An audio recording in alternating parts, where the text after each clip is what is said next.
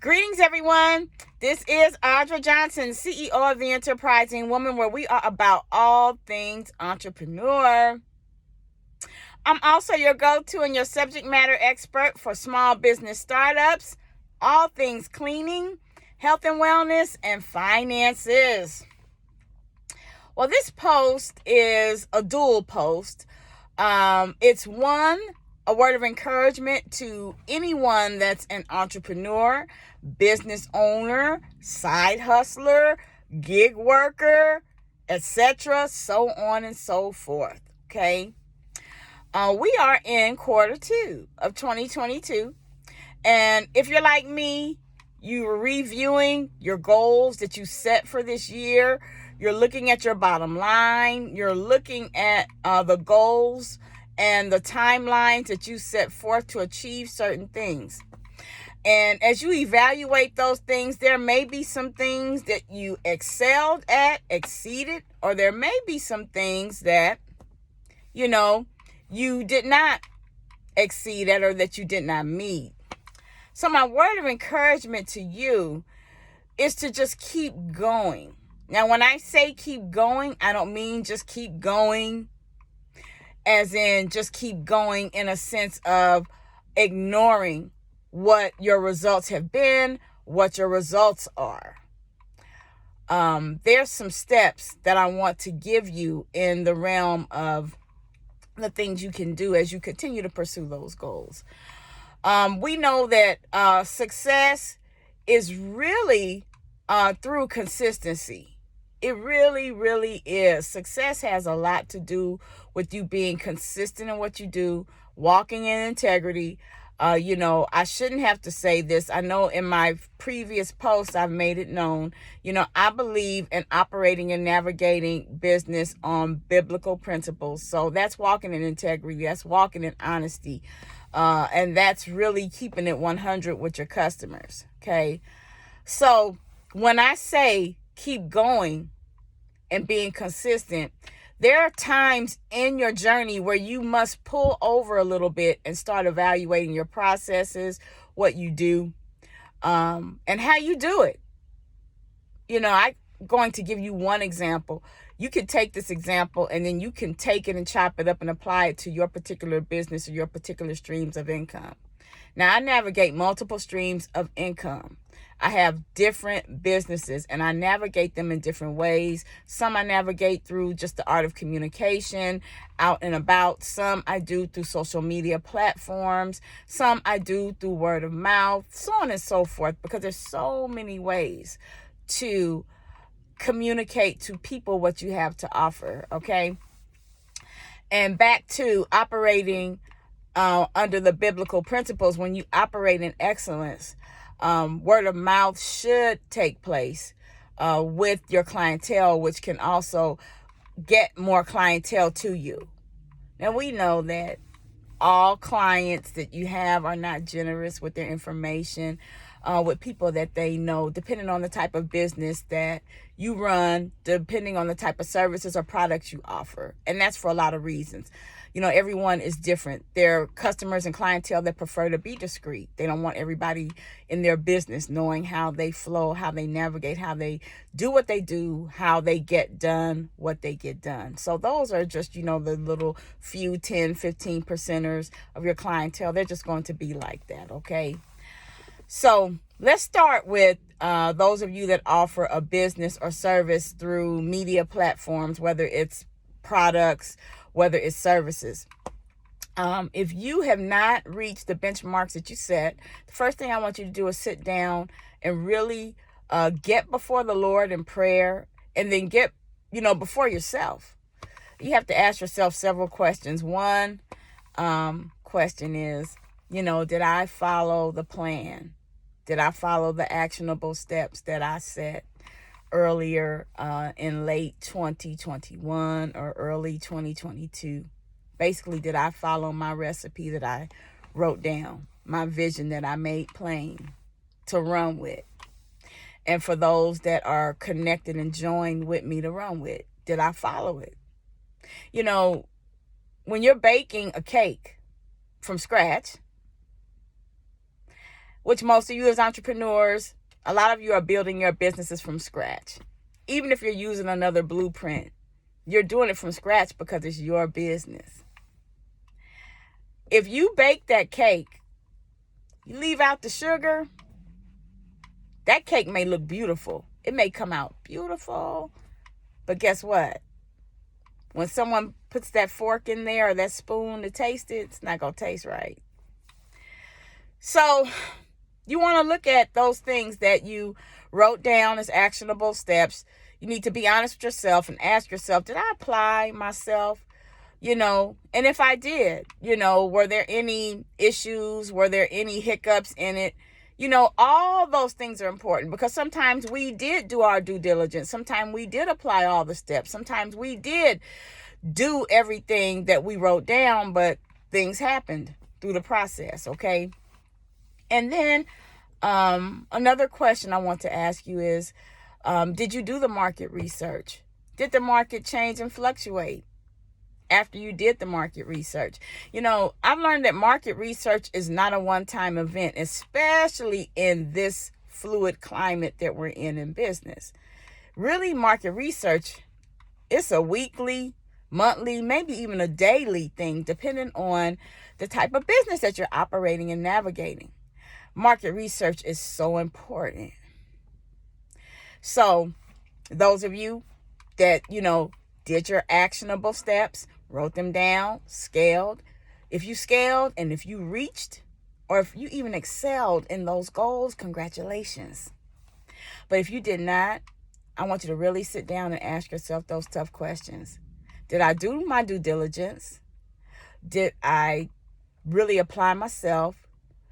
Did I connect with the right people? Did I connect with the wrong people?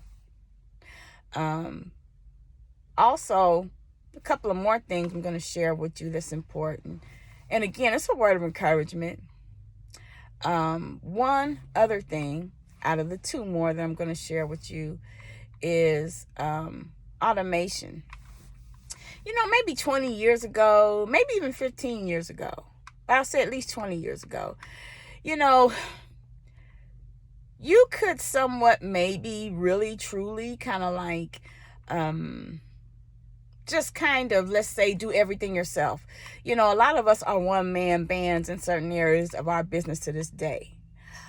But 20 years ago, 15 years ago, you could have been, let's say, a one-man band, jack of all trades, and eventually through consistency and perseverance and all these things, you can somewhat get to a certain apex in your business, okay? But because automation is so advanced and it's increasing by the month, I want to tell you, consider automation in areas that are affordable to you.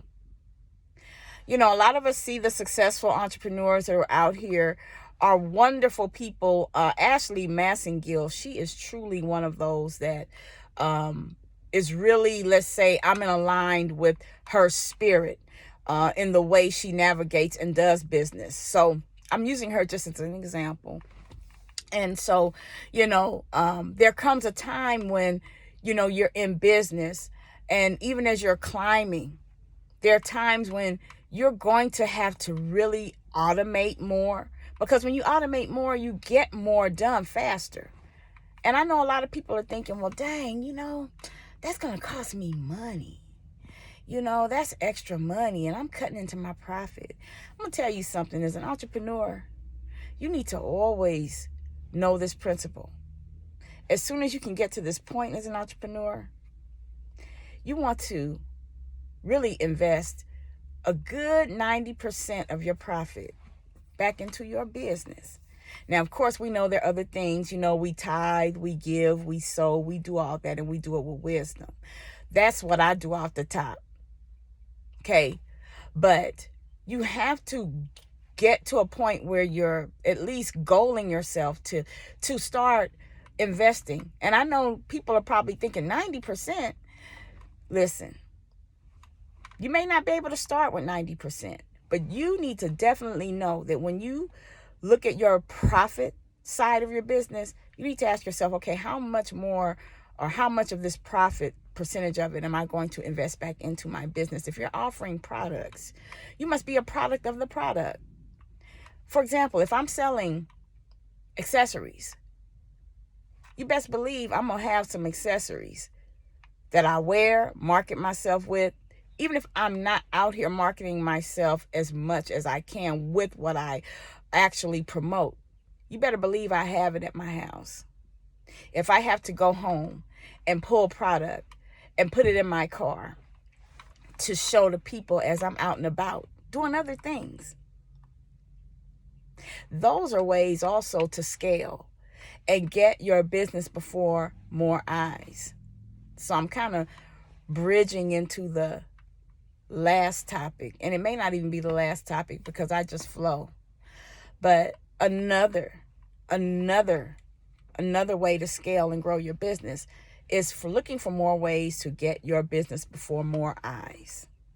Some social media platforms have limits. They have limits on how many people you can friend. They have limits on how far your post can go unless you're participating in sales marketing programs. We know that can get expensive, right?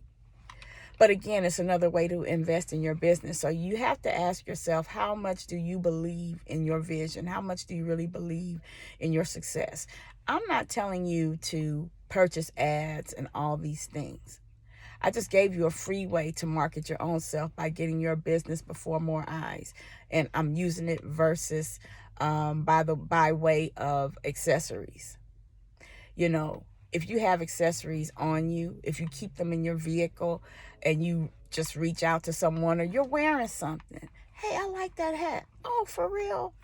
I sell these. And the next thing you know, you chop it up and there's a conversation or a connection. Because truth be told, you guys, I'm going to tell you something. One of my streams of income is extremely profitable, and it's through an accessories company I started. And I'm going to tell you, really, 95% of my clientele are people that I don't know. I've never met. They just saw what I offered through social media pages, platforms, and connections. And they liked what I had to offer. They liked my presentation. They liked what I had to offer them. And, you know, they were able to discern my character. They were able to receive from me the level of professionalism I navigate on and with. And they purchased. So this is a side note to people that feel like, well, nobody's supporting me and my friends or my family, they don't support. I can't tell you how many times I meet people and I coach them and they're gifted. They're gifted at a lot of different things, but they quit too soon because they say, well, my friends and family, they don't support. And I have to let them know this. Non-supporters are non-factors. And that sounds harsh, doesn't it? It sounds probably even prideful, but I promise you, I'm saying it with all humility. Non-supporters are non-factors. You should not quit. If you have a vision or a dream that you know has been placed inside of you by God, why would you quit because family and friends don't support you? There are examples in the Bible all day long where people caught on to what Jesus was doing, where people caught on to other people in the Bible, to what they were doing in terms of miracles, signs, wonders, fulfilling their calling, their purpose. People that are close to you sometimes, they don't catch it until after the strangers support you, till after you get to a certain level. But you won't get to that level if you stop.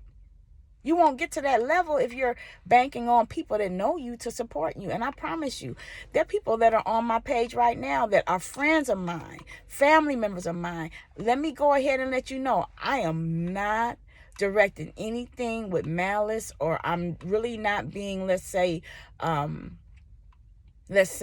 vindictive or being mean. I'm saying it with all due respect. I love my friends. I love my family. We're friends. We're family. But I also understand and know that most of the time, your support is going to come from the total stranger. That's the reason why you need to be prepared. That's the reason why you need to have different tools and resources available to get what you have before the eyes of more people. And again, that depends on the type of business you run. I'm just giving you examples. Please take what I'm telling you and tailor it to whatever you do. If it's a service, get business cards. We know that we're in the internet world. We know that we're in the age of technology. We understand and know that really business cards, everybody doesn't necessarily need them. But business cards are great tools, and they're free billboards of advertisement for you in small pieces. Now, another thing you can do is get the car magnets. I tell people in certain industries that provide certain services, get the car magnets, put them on both sides of your vehicle. And if you have family members that live with you, if you own more than one vehicle in your name and your business, you need to have car magnets on all your cars. You know, family members that use your vehicles, you know, if they feel some type of way, sit down and explain to them, hey, this is generational wealth that you're trying to set up. And you may not want to drive this vehicle with a magnet on it. But guess what? This magnet can lead to all sorts of increase that benefits the whole family. So car magnets. If you're in the cleaning business, sometimes you have clients that love your work, but they're not going to tell their neighbors. They're not going to tell their bestie. They're just not. Because some people actually pay for people to clean their house, but they don't want their friends and family to know that they're paying for a cleaner. They want their friends and family to think that they keep their own house clean. And guess what? If they're paying a cleaner, professional skilled cleaner for that service, they have the right to be discreet. That cleaner needs to respect that. But if you have a magnet on your car while you're cleaning, guess what? Your free advertisement on the outside of that vehicle is speaking all day long for you and night. And so when you're in situations like that, you could be in your client's house cleaning their home, and then after you're done for the day, you can have all sorts of voicemails, text messages from prospective clients wanting your services, because guess what? They saw your free advertisement working for you. So everyone, I hope that this helps you, and I hope it encourages you to keep going, because again, I'm a firm believer, no matter what this economy's doing, whether it's doing a seesaw, it's always been way before this new normal that we're living in. The economy's always been what it is. But pay attention to your history, do your market research, scale up, revisit your plans, keep your vision before you. I don't care if it's a check that you have to write, because I do that. I have a check that I have written out to myself for a certain amount of money. And I look at that check not just every day. I look at that check multiple times a day. Because guess what? You got to have the vision before you. So keep your vision before you. Have a wonderful and phenomenal second quarter all the way through 2022. Inbox me if you have any questions. Inbox me if you have any suggestions. You guys should know my email by now. My email is CEO@theenterprisingwoman.com. CEO@theenterprisingwoman.com. I also have my website, theenterprisingwoman.com. Have a wonderful weekend, and I'll talk to you later.